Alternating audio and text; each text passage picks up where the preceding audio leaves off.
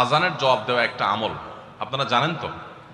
মুয়াজ্জিন যা বলে তার সাথে সাথে তা বলা, তার পরপর সেটা বলা। মুয়াজ্জিন যখন আল্লাহু আকবার বলে, তখন আপনিও আস্তে আস্তে করে আল্লাহু আকবার বলবেন। মুয়াজ্জিন আবার যখন আল্লাহু আকবার বলবে, আপনিও আল্লাহু আকবার বলবেন। মুয়াজ্জিন যখন আশহাদু আল্লা ইলাহা ইল্লাল্লাহ বলবে, আপনিও আশহাদু আল্লা ইলাহা ইল্লাল্লাহ বলবেন।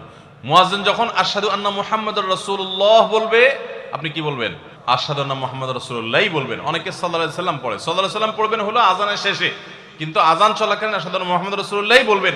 সহিহ মুসলিমের আযানের জবাব দেওয়ার অধ্যায়ে পরিষ্কারভাবে নবী সাল্লাল্লাহু আলাইহি ওয়াসাল্লাম শিক্ষা দিয়েছেন। ইমাম মুয়াজ্জিন যখন বলবে, ইযা ক্বালা আশহাদু আন্না মুহাম্মাদুর রাসূলুল্লাহ ফাকুলু আশহাদু আন্না মুহাম্মাদুর রাসূলুল্লাহ, তখন আমরা আশহাদু আন্না মুহাম্মাদুর রাসূলুল্লাহ বলবো। এরপর হাইয়া আলাস সালাহ হাইয়া আল ফালাহ যখন বলবে, তখন লা হাওলা ওয়ালা কুওয়াতা ইল্লা বলবো।